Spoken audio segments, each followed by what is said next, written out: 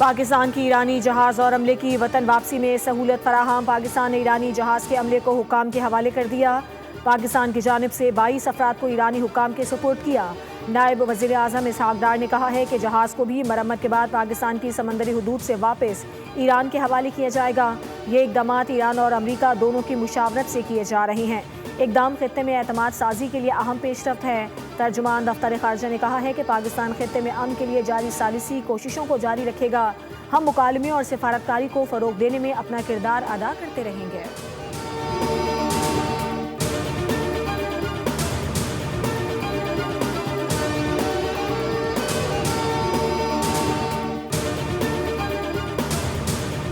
नायब वज़ीर आज़म और वज़ीर ख़ारजा इसहाक डार की ईरानी वज़ीर ख़ारजा अब्बास अराग़ची से टेलीफोनिक गुफ्तगू।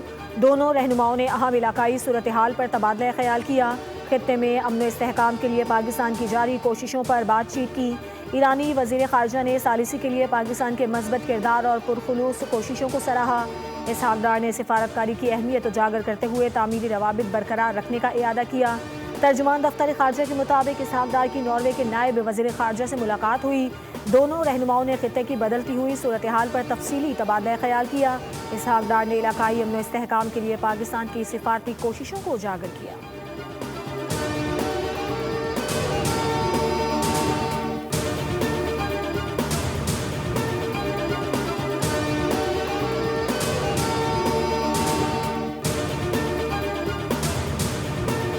ट्रम्प का आज से आबरा हुर्मज़ में फंसे जहाज़ निकालने का ऐलान। रुकावट डालने की कोशिश पर सख्त रद्द-ए-अमल की धमकी। ट्रुथ सोशल पर जारी बयान में अमरीकी सदर ने कहा कि दुनिया भर के मुतादिद ममालिक जो मशरिक़ वस्ता में जारी तनाज़े का हिस्सा नहीं, उन्होंने अमरीका से दरख्वास्त की है कि आबरा हुर्मज़ में फंसे उनके जहाज़ों को महफूज रास्ता फराहम किया जाए। सदर ट्रम्प ने कहा कि उनके नुमाइंदे ईरान के साथ निहायत मस्बत बातचीत कर रहे हैं और ये मुज़ाकरात सबके लिए किसी मस्बत नतीजे का बाइस बन सकते हैं।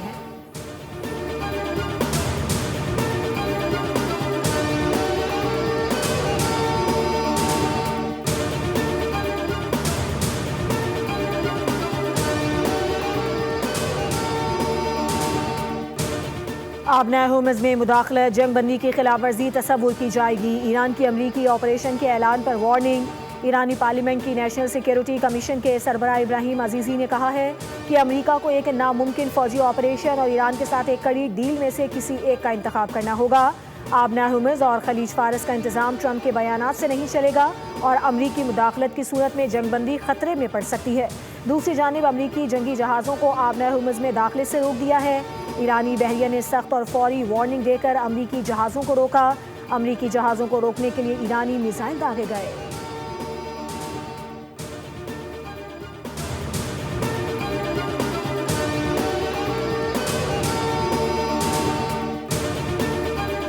गर्म हवाएं, लू के थपेड़े और आग बरसाता सूरज, कराची वालों के पसीने छूट गए। पारा 44 डिग्री रिकॉर्ड महसूस 46 डिग्री किया गया। जुनूबी हिस्सों में भी शदीद गर्मी रिकॉर्ड। दादू और नवाबशाह में 47 डिग्री रिकॉर्ड। हैदराबाद में 46, मिठी में 45, सक्खर में 44, सिब्बी में 43 और मुल्तान में दर्जा हरारत 40 डिग्री तक पहुँच गया। तिब्बी माहिरीन ने शहरियों को शदीद गर्म मौसम में ज़रूरी काम के अलावा घर से ना निकलने का मशवरा देते हुए कहा है कि ज़्यादा से ज़्यादा पानी पिएं और घर से बाहर जाना हो तो सर को ढांप कर निकलें।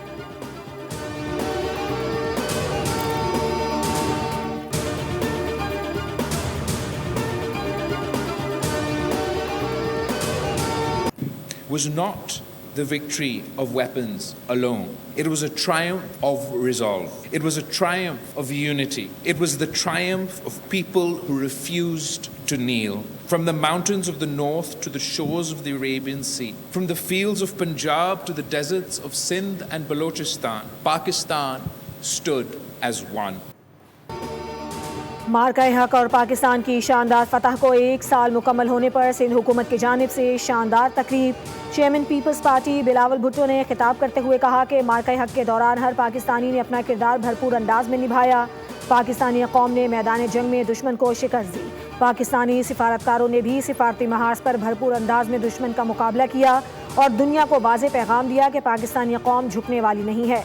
उन्होंने मजीद कहा कि ये कामयाबी कौमी यकजहती, कुर्बानी और मुश्तरका जिद्दोजहद का नतीजा है जिस पर पूरी कौम को फ़ख्र है। मार्का-ए-हक पाकिस्तान की तारीख का सुनहरा बाब है।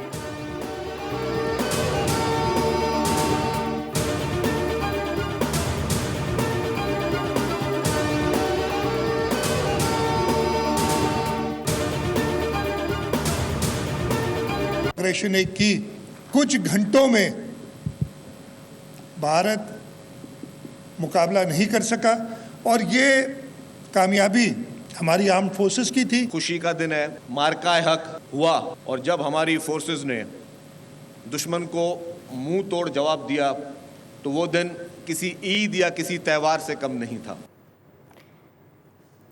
एक साल कबल भारत ने पाकिस्तान की तरफ मैली आंख से देखा, जिसका पूरी कौम और मुसल्लह अफवाज ने मुत्तहिद होकर जवाब दिया। चंद घंटों में भारत को ऐसा जवाब मिला कि उसे अपनी असली हैसियत का अंदाज़ा हो गया। पूरी कौम इस वक्त मुत्तहिद थी और हालात का मुकाबला किया गया। वज़ीर आला सिंध मुराद अली शाह ने तकरीब से खिताब करते हुए कहा कि भारत ने एक ऑपरेशन शुरू किया और उसका इल्ज़ाम पाकिस्तान पर डालने की कोशिश की, जबकि पाकिस्तान एक पुरअमन मुल्क है और उसने हमेशा अमन की बात की है। तकरीब से खिताब करते हुए सीनियर वज़ीर शर्जील इनाम मेमन ने कहा कि हमारी अफवाज ने भारत को इबरतनाक जवाब दिया। दुश्मन को मुंह तोड़ जवाब देना हमारे लिए ईद का दिन था। पाकिस्तान मजबूत मुल्क है, दुश्मन मैली निगाह नहीं डाल सकता।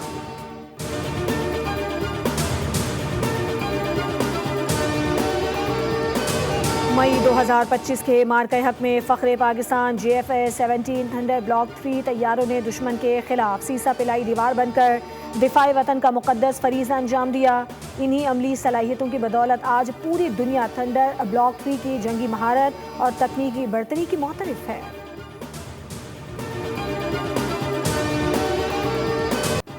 भारत के साथ कशीदगी के दौरान आलमी सतह पर पाकिस्तान का दो टोक मौक़िफ़ सामने आ गया। पाकिस्तान ने भारतीय नाम नेहाद ऑपरेशन सिंदूर का भरपूर जवाब दिया और इश्तिआल अंगेज़ी के बावजूद जिम्मेदाराना रवैया अपनाया।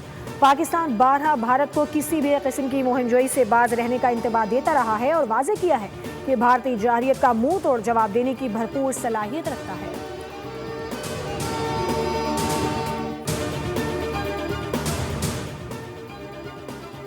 वफाकी काबीना में कलमदानों की तब्दीलियों पर मुशावरत। वज़ीर आज़म ने काबीना से 2 साल की कारकर्दगी रिपोर्ट तलब कर ली।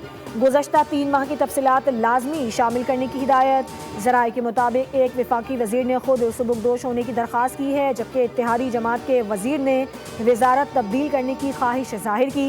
बजट के बाद काबीना में बाज़ नए चेहरे भी शामिल होने का इम्कान है।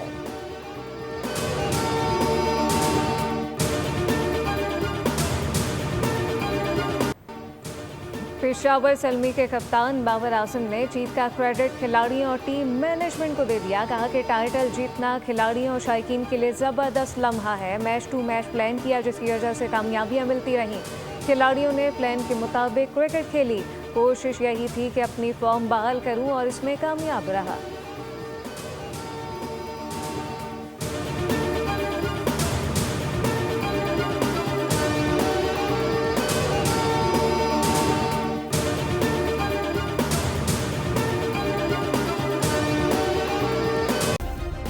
सब्सक्राइब करें और बेल दबाएं ताकि कोई खबर रह न जाए।